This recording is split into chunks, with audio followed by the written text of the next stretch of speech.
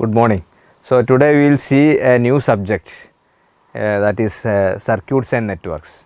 So before going to the subject circuits and networks, we should know some of the basic things that you have already learned in your last semester in the basic electrical and electronics engineering. So basically only the basic things that is required for us, that only we are seeing here. A lot of basics you have already studied, but I will go through only to the main basics that is required for our subject. So we have to see, basically the first thing that we have to see is the connections. We have to see the connection. Why we require connections?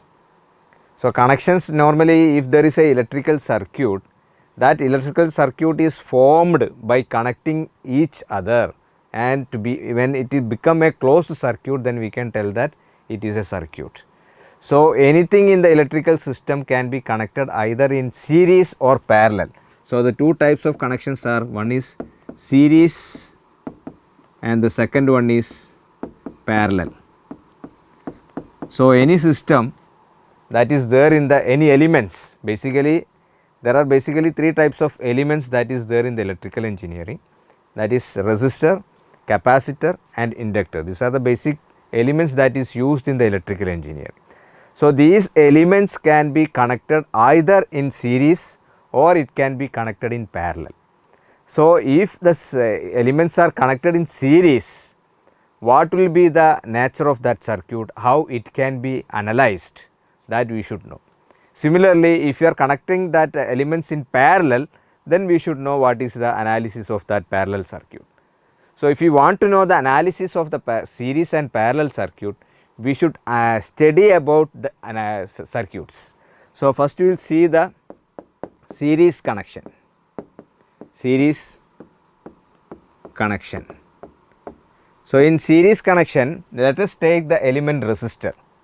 Suppose we are having three resistors connected in series as shown here.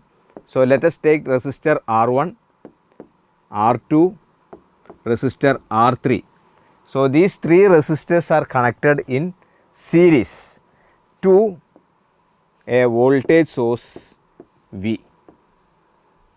This is DC voltage source, here it is minus and here it is plus. So this is a DC voltage source. So if you are connecting these elements, resistors, seriously to a voltage source, definitely there will be a current flow. So let us take that current flow as I in the circuit. Now this resistance of the resistors will not be same or may be same. So let us take R1 is not equal to R2 and that is not equal to R3. So we will be having three different voltage drop in each resistors. So let us take V1 be the voltage drop in resistor R1, and let us take V2 be the voltage drop in resistor R2, and let us take V3 which is the voltage drop in resistor R3.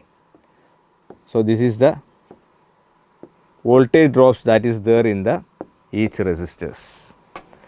Now we will be getting total voltage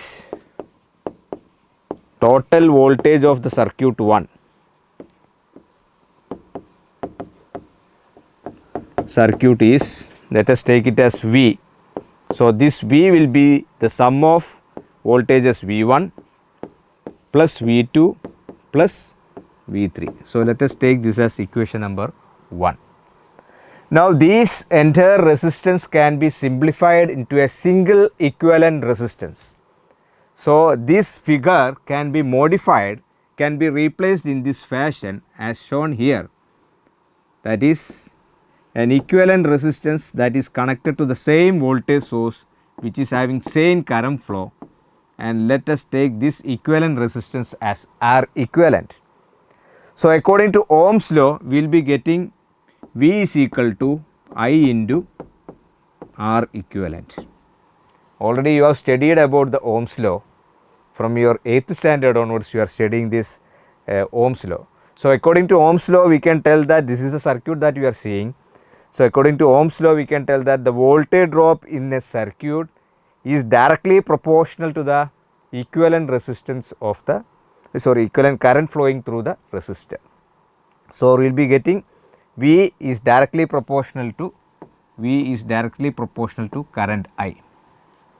So, the proportionality constant we are replacing it as R equivalent. So, where R equivalent is the equivalent resistance of these circuits.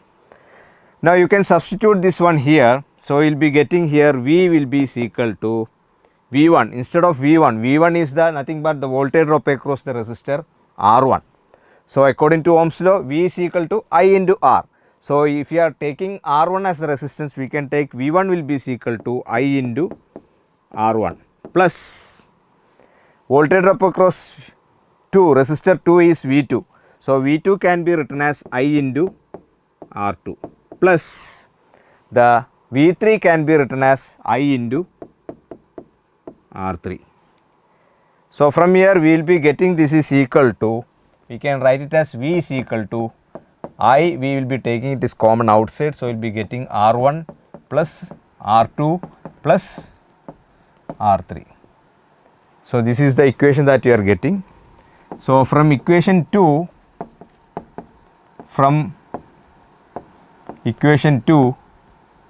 we get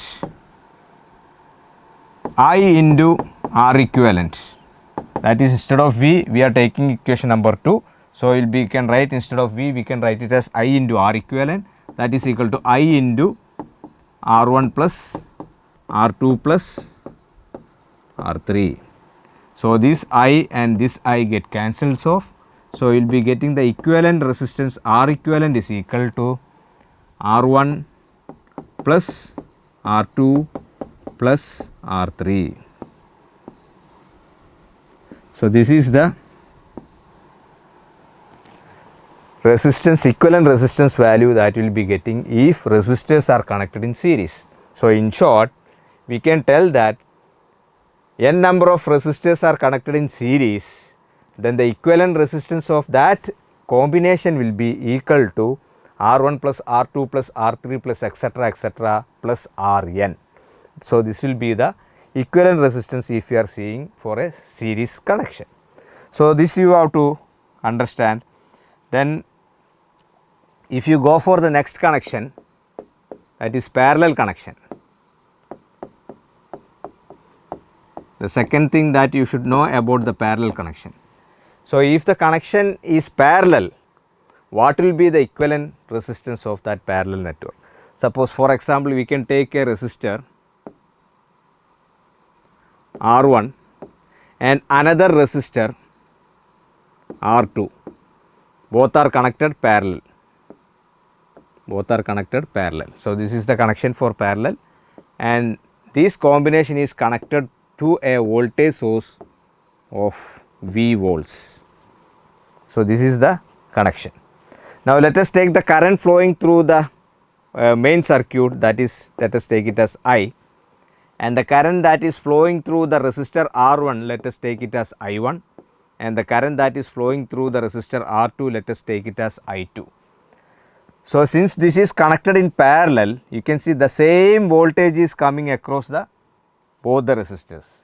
So, in parallel connection, voltage drop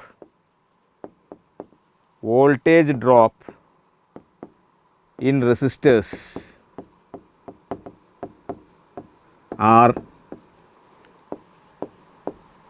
same. So, what is the difference? Here you can see the current that is flowing in the main circuit, when reaches this junction, it is splitted into two. So, you can tell that current is varying in the case of series circuit. In the case of series circuit, we can tell that I is not same. I is not same. What about the parallel series circuit? If you go for the series circuit, so if you see the series circuit, you can see in series circuit you can see the current flowing through the resistors are same. So, current is same. So, I is same in all the resistors. What about the voltage? Voltage for resistor 1 is V1, for second resistor is V2, for third resistor is V3. So, we can tell that the currents are same but the voltages are not same. Similarly, if you are seeing for the parallel circuit, we can tell that voltage across the resistor R1 and R2, it is same. but the current that is flowing through the resistor R1 and R2, it is not same, it is different. So according to Ohm's law, same Ohm's law we can take it is, according to Ohm's law what we have, V is directly proportional to I, or we can tell that V is equal to I into R. This is the general equation that we are having for any circuit according to Ohm's law. So here voltages are same. So if voltages are same, from this equation what we can write, I is equal to V by R equivalent. V by R equivalent. So from this figure what we can write, the total current that is denoted as I. Total current I will be is equal to the sum of I1 plus I2. We can write it as I1 plus I2. So what is I1? What is I? Already we are having an equation over here. Let us mark this equation as equation number 1. So in equation number we are having I is equal to V by R equivalent. So let us take this as V divided by R equivalent, that is equal to, what is I1? I1 is the current that is flowing through the resistor R1. So according to the Ohm's law, we will be getting I1 will be equal to the voltage that we are having is V divided by R1, plus what is I2? I2 is the current that is flowing through the resistor 2. So according to Ohm's law, I2 can be written as V divided by R2. So from here we can take V common outside. So we will be getting VR equivalent is equal to V, we are taking it in common outside. So 1 by R1 plus 1 by R2. This V and this V get cancelled off. So we will be getting 1 by R equivalent is equal to 1 by R1 plus 1 by R2. So this is the simplification when the circuits are connected in, or when the elements are connected in parallel. So when the elements are connected in series, we are getting R equivalent is R1 plus R2 plus R3 plus etc. plus Rn. This is the thing that we are getting if it is connected in series, and we are getting the equivalent resistance if the system, if the elements are connected in parallel, we are getting 1 by R equivalent is equal to 1 by R1 plus 1 by R2 plus etc. plus 1 by Rn if you are having n number of resistors connected in parallel. So this combination you should know for analysis of the circuits and networks. That is the preliminary thing that you should know.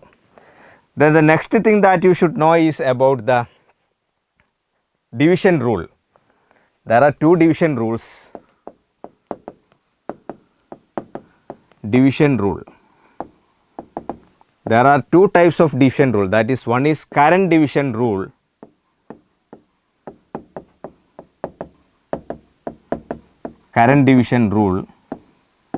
and the second one is voltage division rule. These are the two types of rules that you should know, division rules. So first we will see about the current division rule. What is current division rule? So current division rule, it plays for a circuit such as where the currents are dividing. So where the currents are dividing in the parallel circuit. You can see the main current, when it reaches this junction, that current is divided into two. So that happens in a parallel circuit. So if the circuits are connected in parallel, then we should know what is current division rule. So current division rule, if you want to find out what is the current that is flowing through the resistor R1, if you want to know the current that is flowing through the resistor R1, what we have to do? So if you want to know the current division rule, so if you want to find I1 according to current division rule,